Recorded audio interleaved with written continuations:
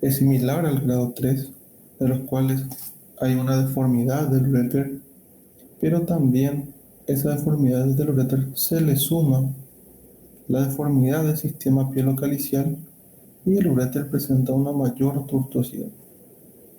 Y el grado 5 ya, ya hay una gran deformidad, una gran dilatación y tortuosidad del uréter y del sistema pielocalicial. Aquí tenemos un ejemplo. Entonces el grado 1 llegaba hasta el uréter nomás. El grado 2 llega hasta el sistema o la pelvis renal, pero no produce ninguna deformidad. El grado 3 ya ocurre una deformidad o tortuosidad del uréter. En el grado 4 ya hay una mayor tortuosidad del uréter y una mayor deformidad del sistema pielocalicial. Y el grado 5 ya hay una deformidad del sistema pielocalicial y del uréter. Entonces esta es la clasificación en 5 grados de lo que se conoce como el reflujo vesicoureteral. Acá también tenemos el grado 1 hasta el uréter, y el grado 2 hasta el uréter y la pelvis, pero sin deformidad. El grado 3 hay una pequeña deformidad del uréter, pero no así del sistema pielocalicial. El grado 4, el uréter está más deforme y también la pelvis renal. Y el grado 5 ya hay una mayor tortuosidad, una mayor alteración anatómica de las vías urinarias. Tiene que saber que es más frecuente en los primeros años de vida. Por eso es importante hacer el diagnóstico, o muchas veces por eso es importante conocer el reflujo, porque muchas veces van a recibir pacientes pediátricos o pacientes recién nacidos que pueden tener la sospecha de que está con un reflujo vesicoureteral. En el 1,6-1,2% de todos los recién nacidos tienen reflujo vesicoureteral. Es mucho más frecuente en el primer año de vida, que afecta al sexo masculino. En cambio, después de los 2 años, ya es más frecuente en el sexo femenino. A las criaturas que le produce el reflujo vesicoureteral, una dilatación fetal. Entonces, muchas veces cuando un paciente acude y se le solicita una ecografía, van a estar en un 18-25% presente de la dilatación urinaria. Además de esta dilatación, los niños pueden presentar una infección urinaria en el 30-40% en los que tienen reflujo vesicoureteral. Es más común las infecciones urinarias en pacientes que tienen reflujo. ¿Cuál es la patogenia? La patogenia o la causa del reflujo hay varias. Se pueden dividir en primarias y secundarias. Pero, ¿por qué es tan importante conocer al causante del reflujo vesicoureteral?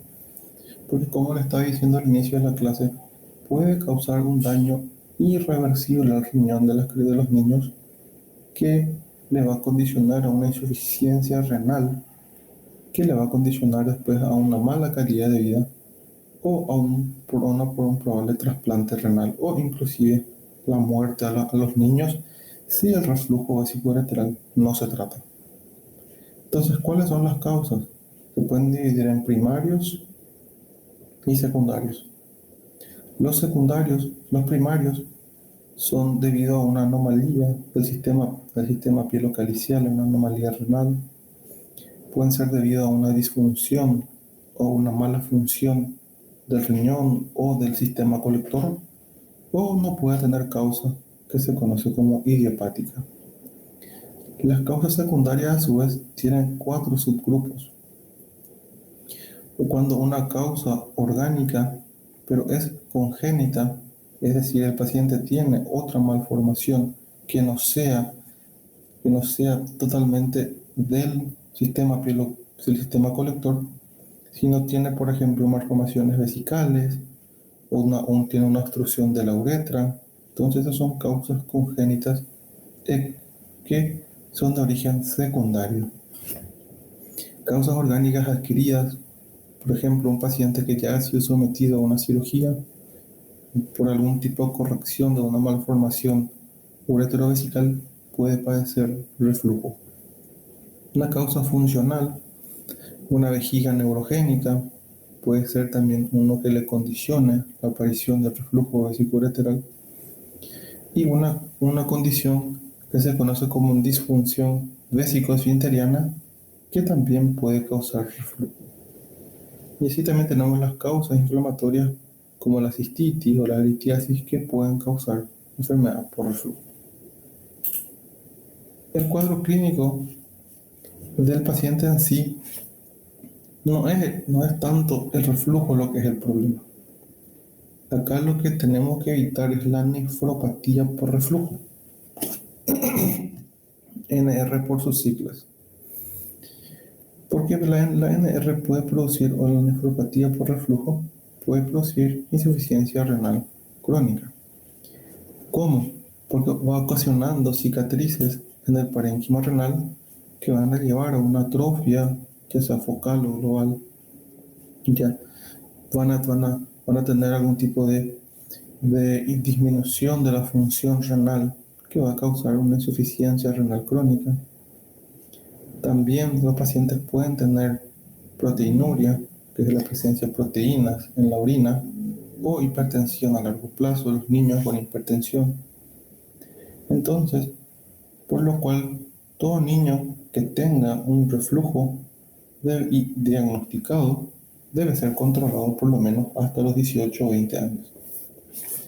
Y entre el 10 al 15% de todas las insuficiencias renales crónicas de origen pediátrico es por la nefropatía de reflujo. Entonces, acá están las vías urinarias, ven cómo tiene un sistema descendente. En cambio, en el reflujo, lo que ocurre es que la orina adquiere también una dirección contraria o una dirección retrógrada. ¿Cuáles son los factores que influyen en la aparición de la nefropatía por reflujo? La edad es uno de los principales,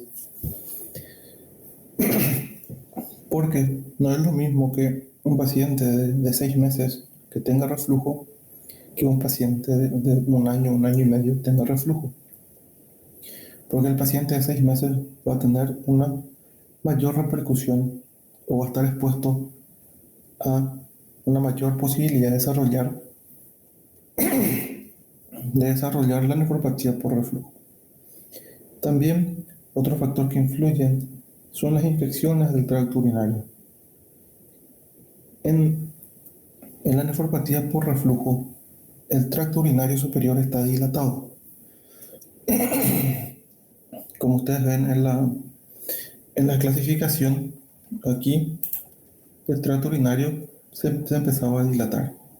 Entonces, al dilatarse el tracto urinario, tiene una menor peristalsis, y eso favorece a que las bacterias colonicen y se multipliquen dentro del sistema colector, lo cual dificulta que se pueda eliminar la bacteria.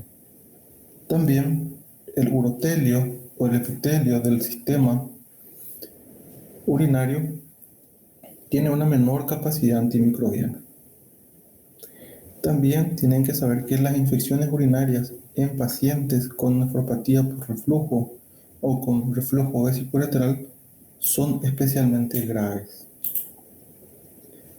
Existen, por ejemplo, algunos dicen que el tipo de reflujo también influye, porque hay pacientes que tienen un reflujo con hipertensión vesical que son más sencillas de tratar o tienen un pronóstico más mejor que aquellos que tienen un reflujo por una disfunción vesicoinfisteriana, que es el más patógeno entre los tipos de reflujo. Yo no le voy a entrar mucho en el tipo de reflujo porque es una nueva subclasificación que no tiene mucha relevancia para el conocimiento de médicos generales. Lo que tienen que saber es que el grado de reflujo es lo que tienen que conocer, porque ahí van a ver la incidencia que los tipos de reflujo pueden tener en desarrollo de la nefropatía renal o la nefropatía por reflujo. El grado 1, solamente el 10% de los pacientes que tienen reflujo grado 1 pueden desarrollar una nefropatía por reflujo. El grado 2, el 17% de los pacientes va a desarrollar en algún momento nefropatía por reflujo. Y en cambio, en el grado 3 y 5, ya existe un 66% de chances de que un niño o niña desarrolle enfermedad por reflujo.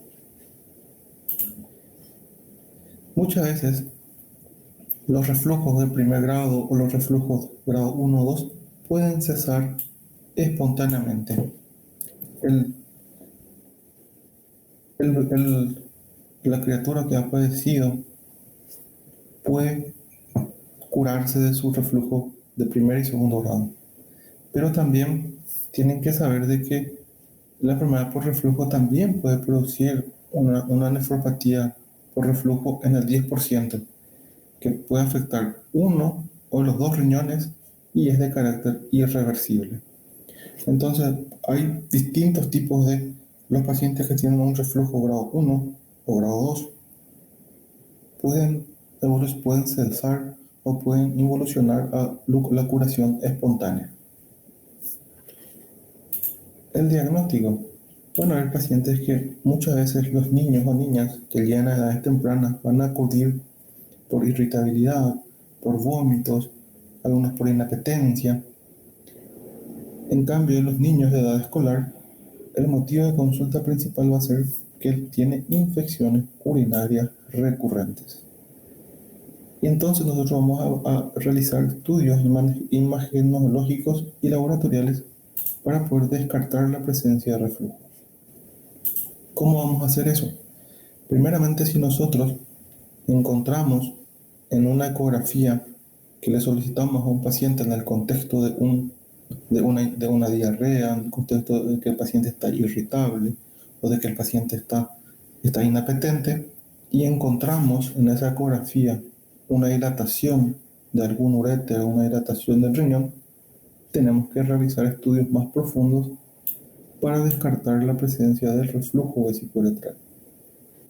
Además, en todo niño que se encuentre otra patología o que padezca otra patología urológica, debemos de hacer también el estudio del reflujo vesicouretral. Por ejemplo, pacientes que tienen ureterocele, pacientes que tienen una ausencia renal, pacientes que tengan una megavejiga y también aquellos pacientes que tengan otra malformación extraurológica que acompañen.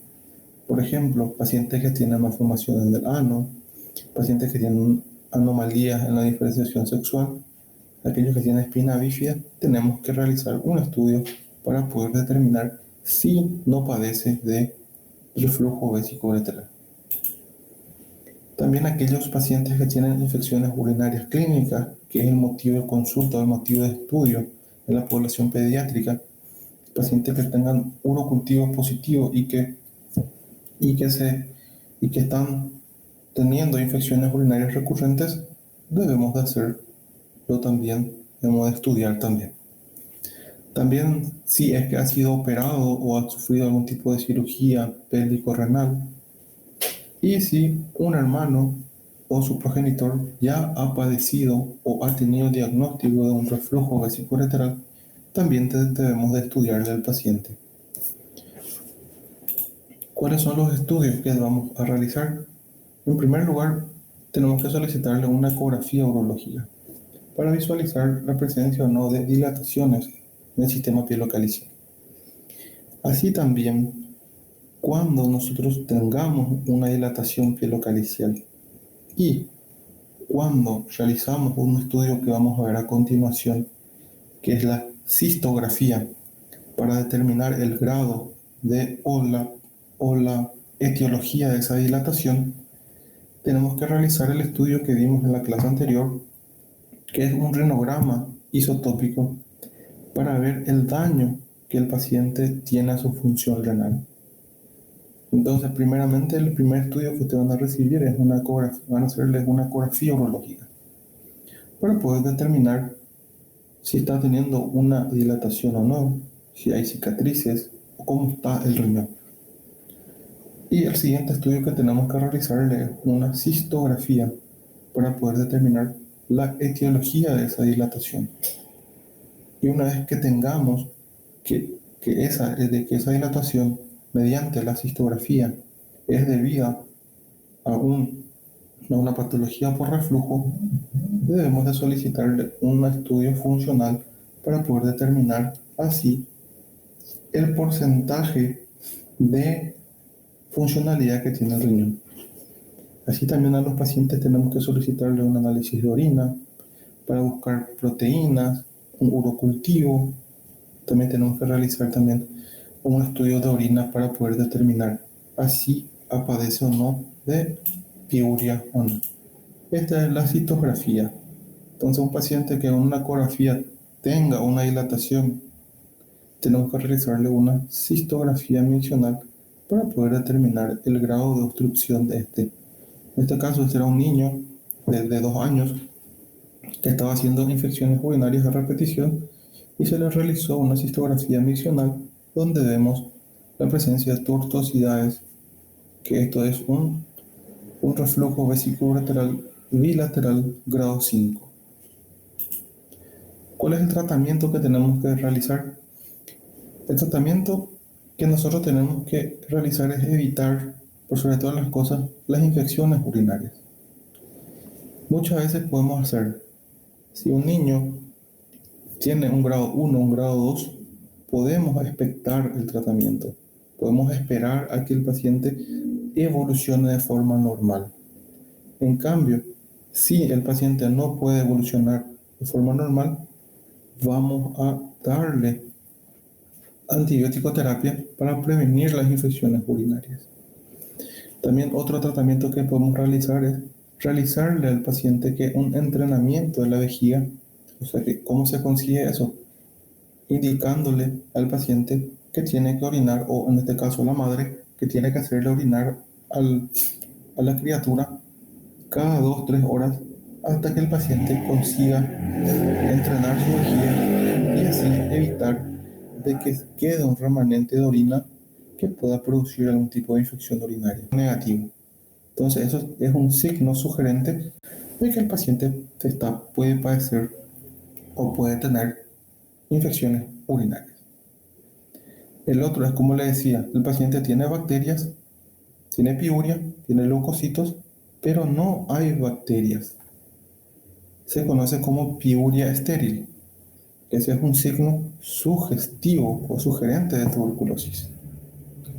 El paciente tiene una hematuria que no tiene explicación, que no tiene causa. Debemos sospechar de una tuberculosis genital. Aquellos pacientes que tienen fiebre recurrente o fiebre todos los días y no tiene otro foco, ya se buscaron todas las causas probables de la fiebre y no se han encontrado, entonces cuando eso debemos sospechar de tuberculosis. También si hacemos un examen ginecológico, un examen genital y encontramos de que el paciente tiene los conductos deferentes engrosados o arrosariados, debemos sospechar de que está con un signo sugerente de tuberculosis.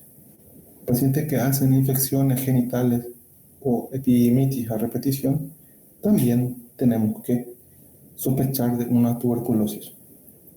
Y aquellos pacientes que mediante una ecografía informa de una próstata micronodular, que se conoce como tablero de ajedrez, ese también es sugestivo de tuberculosis.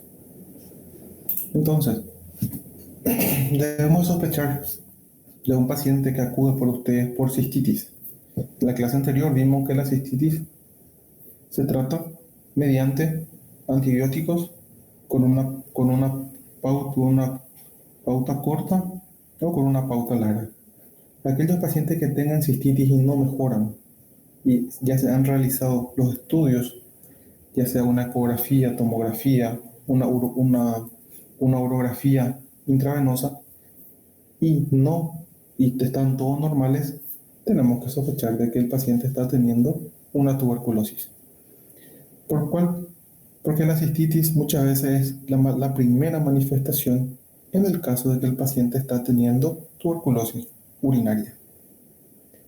Y la cistitis en el paciente tuberculoso se manifiesta por la quiuria, que predomina la noche, disuria, que muchas veces viene acompañada de hematuria, y de piuria estéril o piuria con un pH ácido, que también esos son los tres componentes de un síndrome cistítico en el paciente que está con una probable tuberculosis. Después tenemos cómo ocurre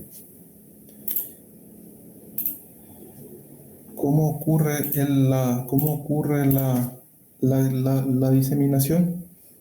El proceso infeccioso de la tuberculosis se inicia en los meatos ureterales o en los orificios ureterales, que muchas veces están edematizados, están rojos. Después van produciéndose lesiones granulomatosas o ulceradas que están dentro de la vejiga. Cuando la enfermedad o la tuberculosis progresa hasta el músculo detrusor de la vejiga, ¿qué va a hacer? Va a reemplazar al músculo por un tejido fibroso que va a ocasionar que el paciente tenga una poca capacidad vesical y que no pueda vaciar de forma completa su vejiga. Además, también el paciente, aparte de la polaquiuria, la disuria y el pH o la piuria estéril, puede tener hematuria, puede tener un dolor suprapúbico. Y muchas veces, cuando nosotros recibimos al paciente con un síndrome cistítico o una cistitis y el paciente tiene piuria, pero también tiene lo que se conoce como la microhematuria, o sea, la presencia de menos de 10 hematíes por campo en el examen de orina, a eso se conoce como microhematuria, puede ser un signo o el primer signo de tuberculosis renal. Y también tienen que saber de que esta microhematuria o la presencia de leucocitos en la presencia de hematíes en la orina puede persistir en el tiempo, inclusive cuando el paciente ya ha recibido alta o el paciente ya ha tenido una curación. También el paciente puede consultar por dolor lumbar, que muchas veces puede ser por la presencia de obstrucción por coágulos, restos caseosos o muchas veces cálculos que se producen en el riñón por la afectación de la, de la corteza renal. Y también las manifestaciones que puede tener en los genitales es la presencia de nódulos alrededor del epidídimo del testículo. Pueden tener estas lesiones ulceradas que, que fistulizan, que son características de un paciente con tuberculosis. Y muy raras veces el paciente puede tener una hemospermia.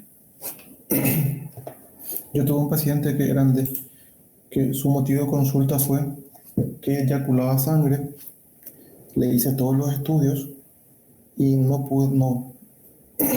había un diagnóstico o el causante, y el paciente seguía eyaculando sangre. Entonces yo le pedí un cultivo de orina en el medio de Lowndes Jensen y vino que se aisló bacilos tuberculosos, lo cual es muy raro que el paciente debute con hemospermia. ¿Cómo se hace el diagnóstico? Primeramente tenemos que hacer una anamnesis preguntándole al paciente si ha tenido síntomas respiratorios o si ha tenido síntomas sugestivos de tuberculosis. Segundo, tenemos que realizar una exploración física minuciosa, primeramente general y después urológica. Entre la exploración urológica es la que vamos a hacer es la palpación del testículo. Como ya vimos al inicio del semestre, se va a palpar el testículo buscando la presencia de nódulos o de un engrosamiento del conducto deferente que nos pueda orientar hacia la presencia de signos de tuberculosis. También tienen que saber que la palpación del riñón es muy infrecuente que el riñón esté aumentado de tamaño, por lo cual la palpación bimanual de Guyon va a ser muy inefectiva. Otras pruebas que tenemos que solicitar al paciente es, primeramente, si sospechamos que el paciente tiene tuberculosis genitourinaria, tenemos que tratar de aislar el bacilo de Koch en la orina. Después tenemos que ver si existe o no algún tipo de infección en el pulmón que nos pueda confirmar o sugerir de que el paciente haya padecido o tenga tuberculosis activa. Y por último, tenemos que solicitarle un estudio que se conoce como la urografía intravenosa para buscar imágenes de infección tuberculosa. Entonces, el cultivo tenemos que procesar en el medio del Low-Wesen-Jensen para tratar de aislar la Mycobacteria tuberculosis o otras micobacterias que no son tuberculosas, pero en forma extremadamente rara pueden producir tuberculosis genital. Entonces, ¿cómo vamos a hacer? Vamos a cultivar entre 3 a 5 muestras, le vamos a decir al paciente que junte de la primera orina de la mañana. Y vamos a cultivar en el medio Low-Wesen-Jensen y en otro medio para buscar, aunque más raro, es la presencia de Mycobacterium bovis, que es de la misma familia que el Mycobacterium tuberculoso, que puede producir también infecciones urinarias similares a la tuberculosis. Pero la Mycobacterium bovis crece en el medio pirúvico que tiene huevo. Entonces, siempre se hace en estos, se toman 5 muestras de la primera orina a la mañana y se puede tomar en el cultivo Lowensen-Jensen y en el medio pirúvico de huevo buscando el crecimiento de las bacterias. Como les decía, tenemos que solicitarle una radiografía de tórax para poder ver, para tratar de buscar esto, que es una caverna tuberculosa que nos va a orientar sobre un proceso infeccioso a nivel pulmonar. También debemos solicitar después una radiografía de las vías urinarias para ver esto, que son la presencia de los tuberculomas dentro del sistema urinario, que nos va a orientar de que este paciente padece de tuberculosis. También la urografía, que es esto, que es inyectar contraste y ver la arquitectura o la presencia de lesiones dentro del sistema urinario, es el método de elección para pacientes que tienen sospecha de una tuberculosis genitourinaria. Tanto la ecografía como la tomografía no tienen tanta utilidad. La ecografía podemos utilizar para controlar la presencia de dilataciones o la presencia de lesiones, pero no es tan útil. Igual que la tomografía contrastada, que no tiene una utilidad en los pacientes con tuberculosis, sí, por ejemplo, tiene utilidad cuando sospechamos de que el paciente pueda tener, además de la tuberculosis, otro tipo de patología, como ser, por ejemplo, un cáncer renal, obtener algún tipo de lesión intrarrenal que ya sea de más difícil tratamiento. Los otros estudios como la citoscopía no tienen también una utilidad y la biopsia vesical tampoco está aceptada que se realice debido a la presencia de diseminación. ¿Cómo se hace el tratamiento? El tratamiento es farmacológico. La cirugía normalmente nosotros reservamos cuando tengamos la presencia de un tipo de secuela o algún tipo de malformaciones o complicaciones de transcurso de la enfermedad. Siempre tienen que tener en cuenta de que nunca, jamás deben comenzar un tratamiento de tuberculosis genital sin pruebas bacteriológicas o anamoctopatológicas que le aseguran de que el paciente está con tuberculosis. Nunca jamás inicien un tratamiento sin tener un cultivo donde aislaron el bacilo de Koch. Así también tienen que decirle al paciente de que el tratamiento va a ser muy largo, entre 6 a 9 meses en promedio es el tratamiento. Y antes de comenzar el tratamiento, debemos de solicitar a estos pacientes un hemograma, las enzimas hepáticas, los niveles de ácido úrico y creatinina y test de VIH antes de iniciar el tratamiento antituberculoso. Así también, cada mes ustedes van a solicitarle al paciente para hacerse sus controles con estos mismos estudios para ver cómo está evolucionando o si tiene algún tipo de efecto secundario su medicación para así evitar la presencia de complicaciones. Acá en Paraguay nosotros utilizamos estos de forma inicial, utilizamos estos 4 fármacos: la isoniazida, la rifampicina, la piracinamida y el etambutol. Son los 4 fármacos que el paciente va a consumir durante 6 a 9 meses para tratar la tuberculosis genital. Otra patología que vamos a ver acá son las manifestaciones que tiene el VIH en los pacientes. Yo no le voy a entrar a hablar a ustedes acá de patología del VIH, no voy a entrar a hablar sobre carga viral ni nada, solamente nosotros vamos a hablar, vamos a centrarnos en las manifestaciones urológicas que un paciente con VIH puede tener. Un paciente con VIH va a acudir porque tiene casi 10 a 15 veces más la posibilidad de desarrollar una infección urinaria.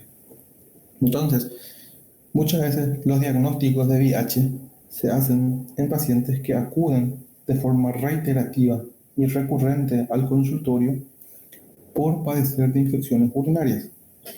Y al solicitarle un screening, vemos que el paciente tenía VIH.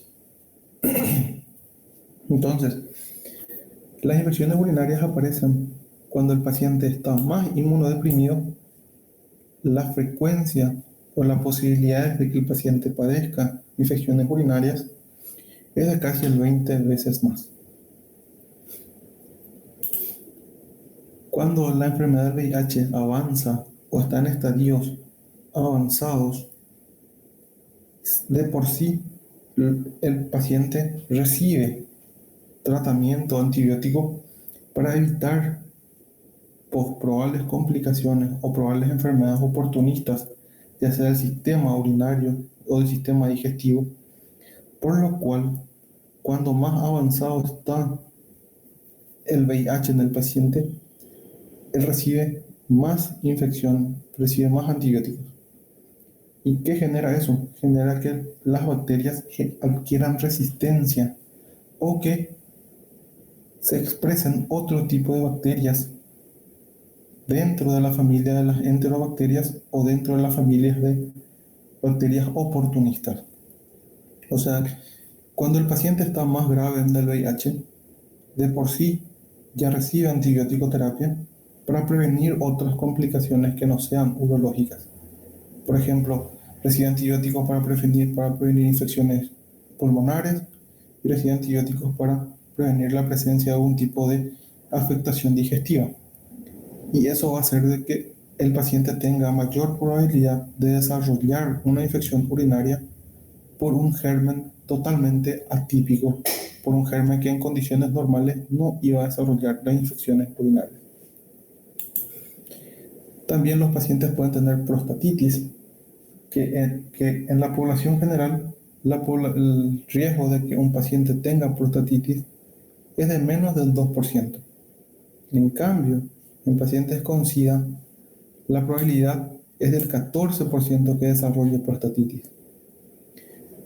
La prostatitis también puede ser producida por la Escherichia coli, pero también existen millones o muchos más gérmenes que pueden causar o bacterias que pueden causar la prostatitis, pero también tienen que tener en cuenta que existen hongos que pueden causar prostatitis, como el Cryptococcus, o listoplasmas, que son hongos, y también existen virus en los casos de los pacientes con SIDA, como el citomegalovirus, que pueden causar prostatitis. No solamente bacterias pueden causar prostatitis en los pacientes con VIH. En un paciente que estamos sospechando de prostatitis, vamos a solicitarle una ecografía transrectal para buscar la presencia de abscesos. Y el tratamiento tenemos que realizar de pauta larga durante 6 semanas con un antibiograma de acorde al cultivo que le realizamos para tratar de aislar algún germen responsable. Los abscesos prostáticos muchas veces van a requerir un drenaje o un destechamiento o una cirugía para poder finiquitar. La orquiepididimitis, que es la infección del testículo, el epidídimo y el cordón espermático, es muy frecuente también en los pacientes con VIH. Muchas veces los pacientes acuden a consultar por esto, una orquiepididimitis.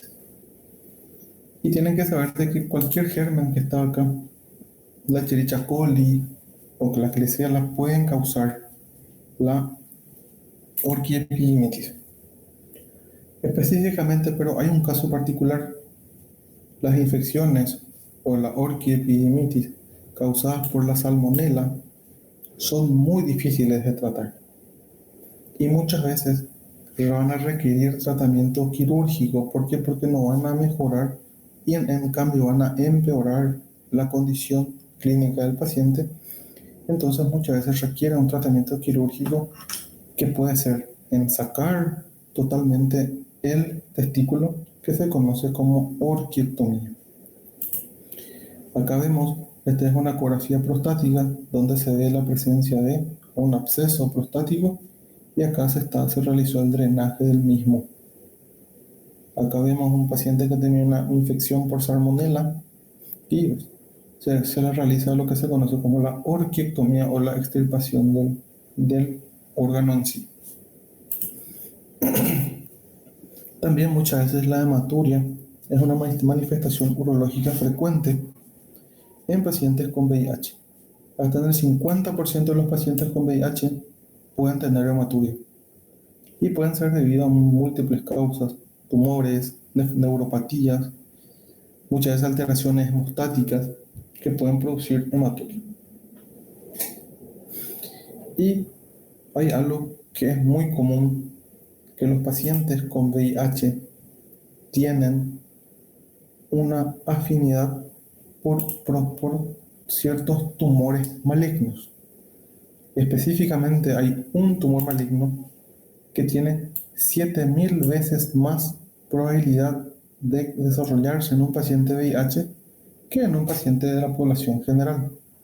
Y ese tumor o esa neoplasia maligna se conoce como el sarcoma de Kaposi, que muchas veces se realiza o el paciente percibe que tiene lesiones en el transcurso de su inmunosupresión y se hace el diagnóstico mediante el sarcoma de Kaposi, o muchas veces el paciente acude por esto. Tiene lesiones a nivel del pene, se toma una biopsia y viene de que es un sarcoma de Kaposi, por lo cual nosotros hacemos el diagnóstico de que el paciente además tiene VIH. ¿Alguien tiene alguna consulta, alguna duda que quiera hacer?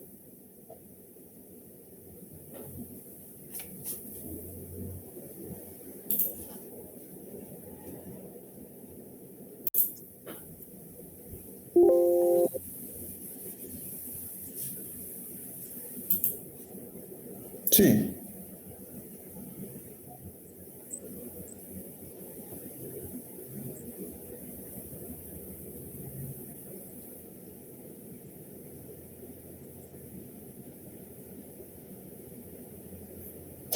No, en realidad la tuberculosis, dependiendo del grado, si normalmente afecta de forma bilateral, pero después de finalizar el tratamiento de 6 a 9 meses con los fármacos que vimos a continuación, eso puede regresar o revertirse, pero de que va a tener algún tipo de afectación en la fecundidad, puede tener.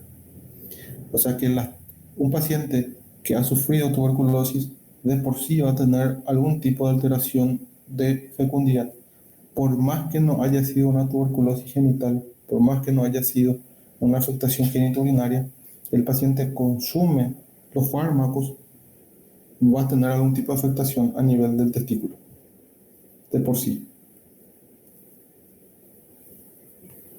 ¿Vale? ¿Tiene otra consulta?